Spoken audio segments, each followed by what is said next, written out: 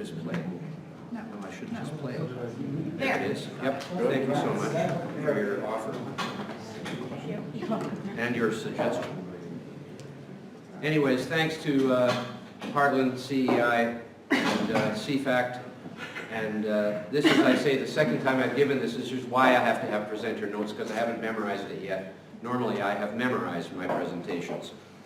So I'm going to focus today on what has been dubbed global warming's evil twin: the specter of ocean acidification, the extinction of all marine calcifying species, which includes the most important species of phytoplankton, which would thus, if true, threaten the entire life cycle of the world's seas. This will be the first public presentation, second, based on my peer-reviewed paper, which looks like this, published by the Frontier Centre for Public Policy in Canada, of which I am the Chair for Ecology and Energy. And here we go. Although there are a few earlier references in the literature, it was not till 2003 that an explosion of journal articles, media reports, and glossy publications from environmental groups on the subject of ocean acidification began to appear. This coincided with a paper published in Nature, which reported that human emissions of CO2, quote, may result in larger pH changes in the oceans over the next several centuries than any inferred from the geological record of the past 300 million years, unquote. Heavy stuff.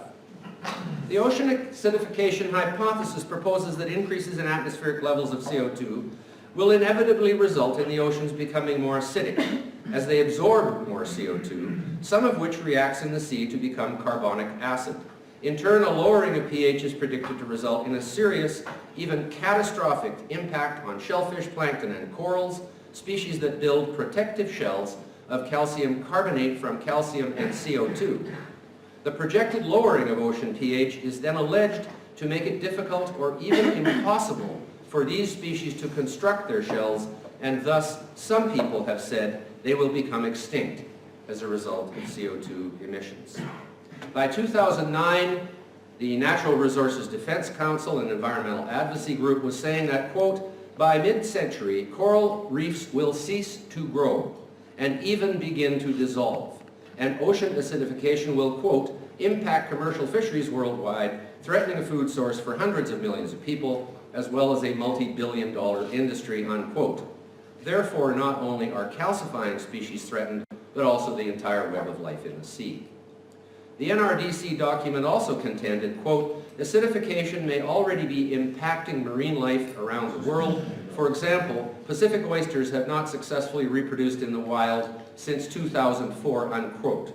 This is clearly not true, as in false, as Pacific oyster production has been increasing steadily from 150,000 tons in 1950 to more than 500,000 tons in 2013. Even though most Pacific oysters are grown in aquaculture, the seed, or spat, for these operations is primarily harvested from wild breeding oysters, which are doing just fine, thank you very much, except for the odd heavy rainfall, which at times comes down rivers and kills them due to lack of salinity.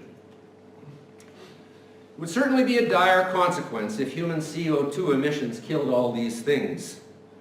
The beautiful coccolithophores, which are about 50% of all the primary production in the oceans, have learned to build these shells around themselves to protect their soft little bodies from predators, as have the foraminifera, which are zooplankton, so these are animals, and all the shellfish, and all the coral reefs, and all the crabs, and all the lobsters, and all the shrimp apparently will dissolve into nothingness.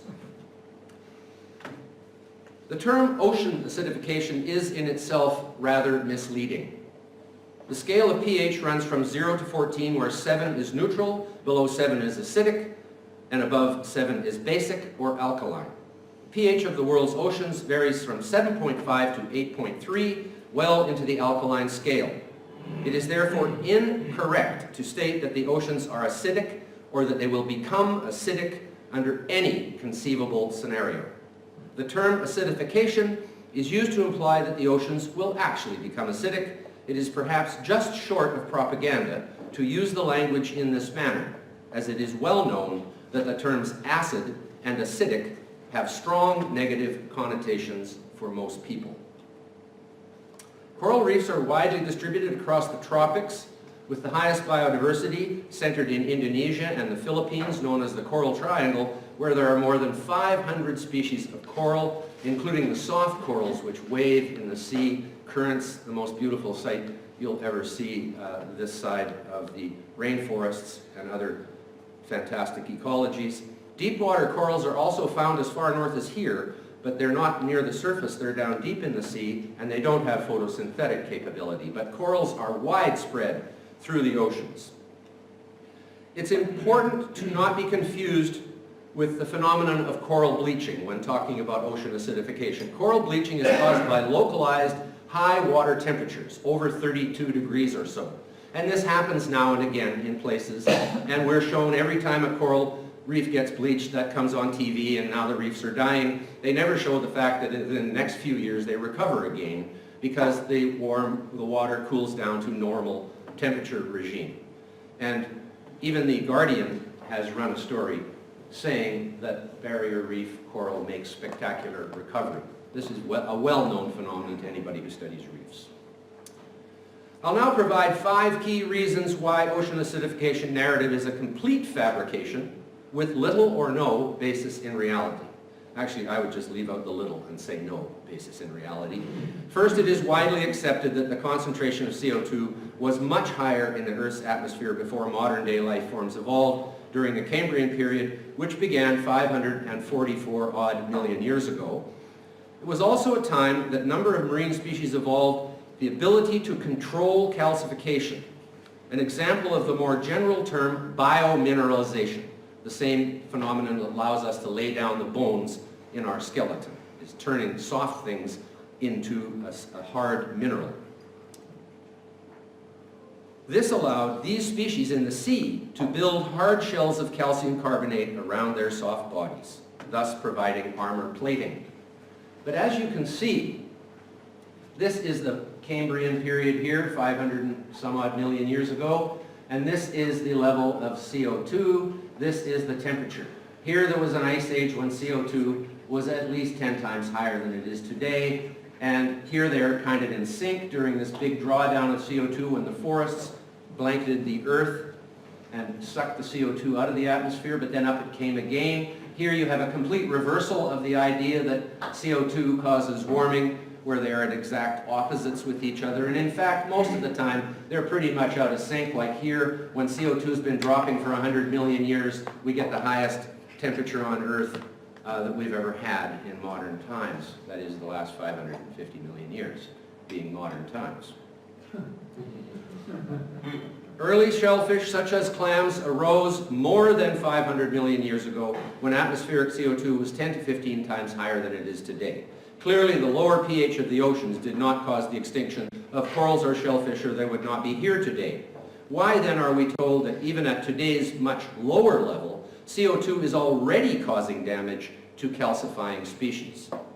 It is well demonstrated that marine species of phytoplankton, the foundation of the marine food chain, have already become more productive, that's the coccolithophores. Due to the higher levels of CO2, we have emitted back into the atmosphere from whence it came in the first place. This is the main lesson, I think, that people have to understand, is that the CO2 we're putting into the atmosphere did not come from Mars, was not in the planet's crust in the first place, but was actually in the atmosphere before it was pulled out and turned into either fossil fuels or carbonaceous rocks. So CO2 is not only fertilizing the terrestrial vegetation, as Bob Carter showed to us today from the great work done by CSIRO in his country, Australia, but it is also fertilizing the sea, and this is pretty much a proven fact now. Second, there is a tendency to assume it takes thousands or even millions of years for species to adapt to changes in the environment. This is not the case. Most of the invertebrates that have developed the ability to produce calcium carbonate armor are capable of relatively rapid adaptation to changes in their environment due to 2 distinct factors. First, they reproduce at least annually, unlike, well, we do sometimes, but and sometimes more frequently, actually often more frequently. This means their progeny are tested on an annual basis for suitability to a changing environment. Secondly, these species produce thousands to millions. Each one of these dots is an offspring from this coral every time they reproduce. This greatly increases the chance that genetic mutations that are better suited to the changes in environmental conditions will occur in some offspring. But there's two other amazing factors that I hadn't even understood fully until I started researching this. Many marine species inhabit coastal waters for some or all of their lives, especially the intertidal zone. That's the shoreline, which is fairly close to the land. Two distinct mechanisms exist whereby they can adapt to wide ranges of pH, CO2, oxygen, temperature, and salinity that occur closer to the shore than they do out in the open ocean.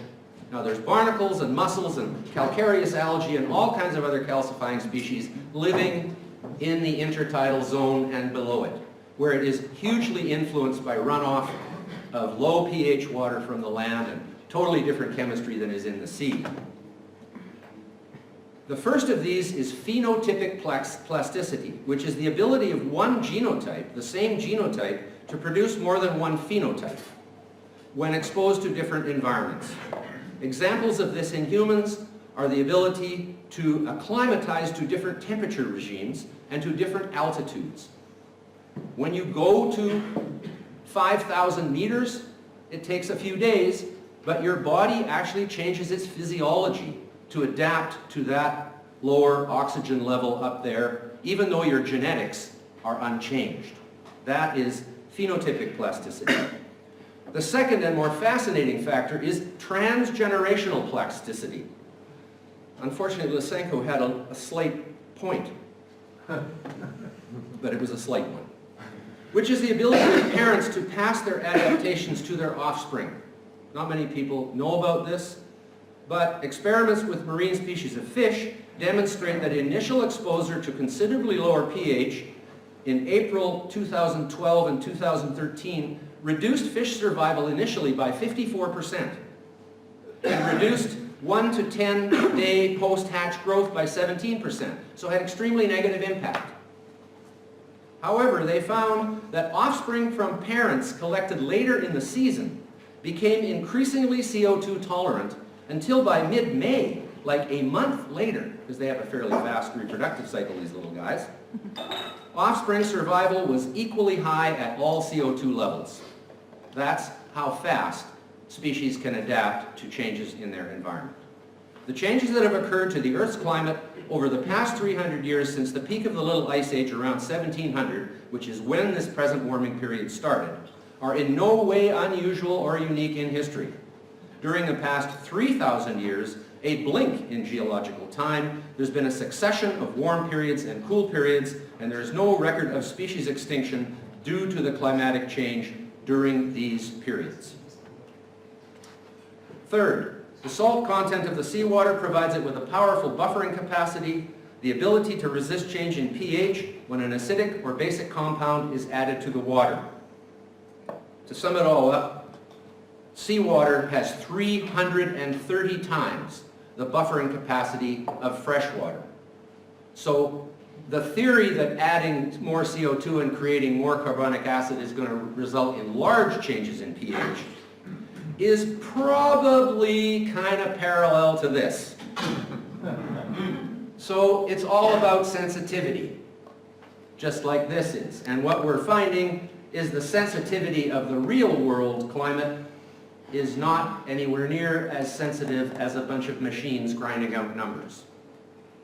And the same thing is probably true for the sea, and I'll tell you why. The projection of change in pH from the alarmists is based on computer models. That's why.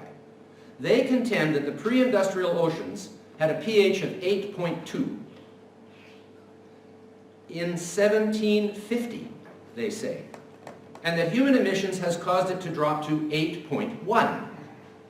And therefore, the extrapolation to 2100 indicates it would go down 3 times as much as that, to 7.8, given our exponential CO2 emissions. No one measured the pH of the oceans anywhere in 1750.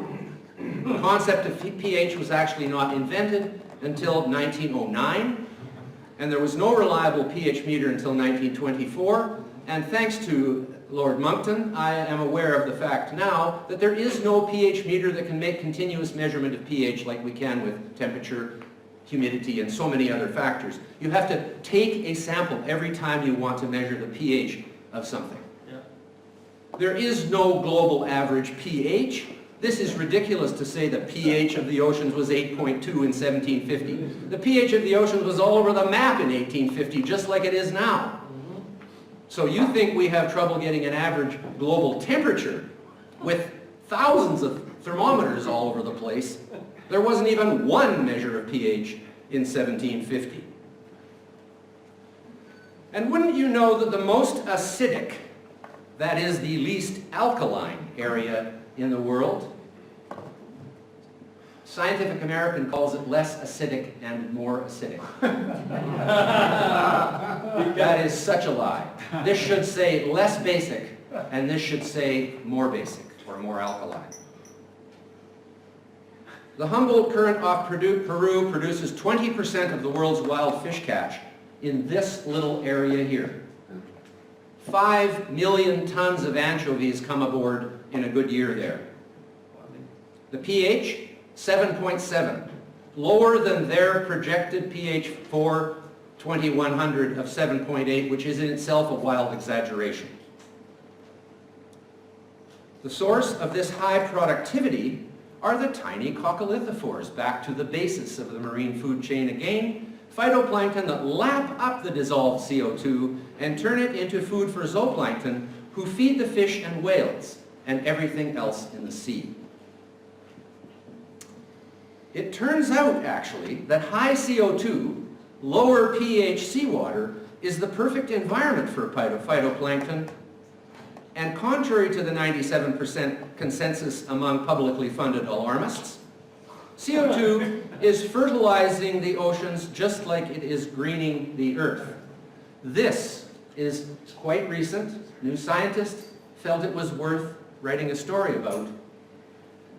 These scientists were very, very surprised when they saw what happened here.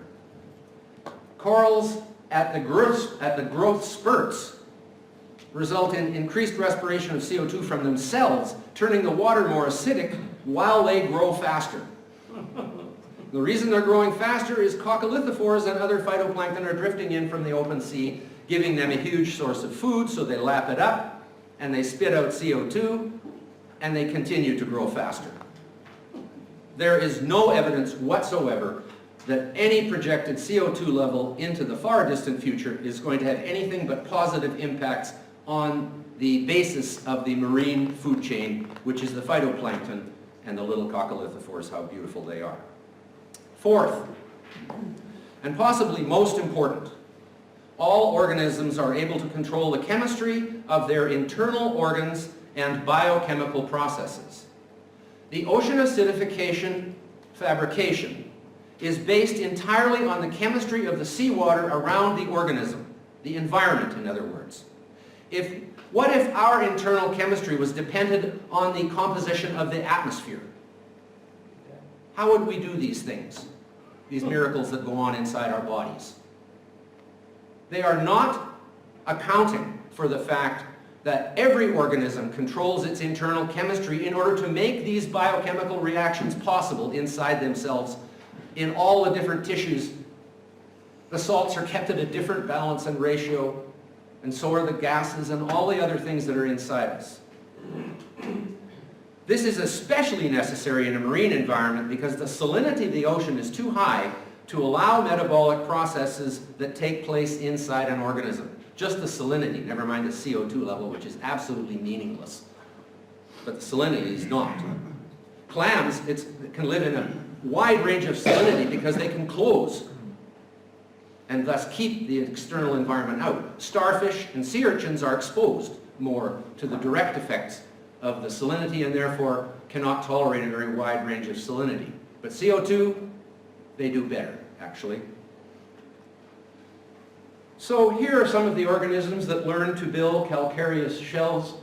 The giant clam The calcareous starfish, those are calcareous nodules there to make it less tasty for something to come and eat it because they're gritty. The chambered nautilus, the only one of its kind to survive the extinction of the ammonites in the asteroid that hit in 65 million years ago, and beautiful shellfish like this. These species can all control the chemistry inside themselves. For example, just to show you how the lowly clam is not such a simple little thing. The formation of shell requires sophisticated biological machinery. In mollusks, such as clams, scallops, and snails, the shell is deposited within a small compartment, the extrapaleal cavity or extrapaleal space. It's this little part in here. As you can see, they've got it quite well protected from the outer environment, which is sealed from the environment by the periostracum, this leathery layer on the outside of a clam. You've all seen that sort of leathery layer which kind of peels off when the clamshell comes up on the beach. This caps off the extrapaleal space, which is bounded on its other surface by the existing shell and the mantle. The periostracum acts as a framework from which the outer layer of carbonate can be suspended, but also in sealing the compartment allows the accumulation of ions in sufficient concentration for crystallization to occur. The accumulation of ions is driven by ion pumps packed within the calcifying epithelium. The organic matrix forms the scaffold that directs crystallization, according to the golden rule. The deposition and rate of crystals is also controlled, golden ratio that is, maybe they're the same sort of thing, is controlled by hormones produced by the mollusk. All of this occurs inside the animal where the biochemistry can be maintained at an optimum rate, even though the external environment may undergo considerable variability in pH, salinity, temperature, oxygen, etc. Next time you eat a clam, consider what a miracle of nature it is. This is the recent 5-year study off Bermuda, which showed that during spurts of growth and calcification, the seawater around the reef undergoes rapid reduction in pH. And the scientists who did this, and were reported in a peer-reviewed journal, and then New Scientist covered it, quote, "These corals didn't seem to mind the fluctuations in local acidity," what they mean is local reduction in alkalinity, "that they created, which were much bigger than those we expect to see from climate change." These are warmists talking. "This may mean that corals are well equipped to deal with the lower pH levels," unquote. As they say in science, QED, quod erat demonstrandum, meaning, quote, "which is what had to be proven," unquote. I take this as absolute proof that the marine calcifying organisms will not be negatively but rather positively affected by increased CO2 in the global atmosphere. And fifth, getting near the end, if the 300-year warming trend continues, which we don't know, and the oceans warm, they will tend to release CO2 into the atmosphere because warm seawater at 30 degrees Celsius can dissolve only about half as much CO2 as cold seawater at 0 degrees Celsius, a typical range between the tropics and the poles for ocean temperature. This would be balanced against the tendency of increased atmospheric CO2 to result in more absorption of CO2 by the oceans. It does not appear as though anyone has done the calculation of the net effect of these two competing factors under varying circumstances. And in fact, the only paper I found that is based on quantitative observation shows that almost all the CO2 that is not showing up in the atmosphere is going into terrestrial vegetation and not into the sea. But it's not proven. They say it's 50-50. That's just an arbitrary piece of guesswork, that 50% is going into vegetation and 50% is going into the sea. We have no clue whether that is true or not. And to sum it all up, Craig Inso of CO2 Science, if you want an ocean acidification database, go there, provides a surprising insight. Beginning with over 1,000 results from a wide range of studies, The results are narrowed down to those within a 0 to 0.3 reduction in pH units, what the alarmists predict for 2100, which is probably exaggerated. And it looks at the effect on metabolism, calcification, growth, fertility, and survival. What else is there to worry about? This further reinforces there is a positive net effect going down 0.3 pH on all the work that's been done on the effect of pH on marine organisms, especially those that calcify, reinforces the fact that carbon dioxide is essential for life, that carbon dioxide is at historical low concentration during this Pleistocene Ice Age, and that more CO2 rather than less would be generally beneficial to life on Earth. So thanks for listening, and please join me to celebrate CO2. Thank you.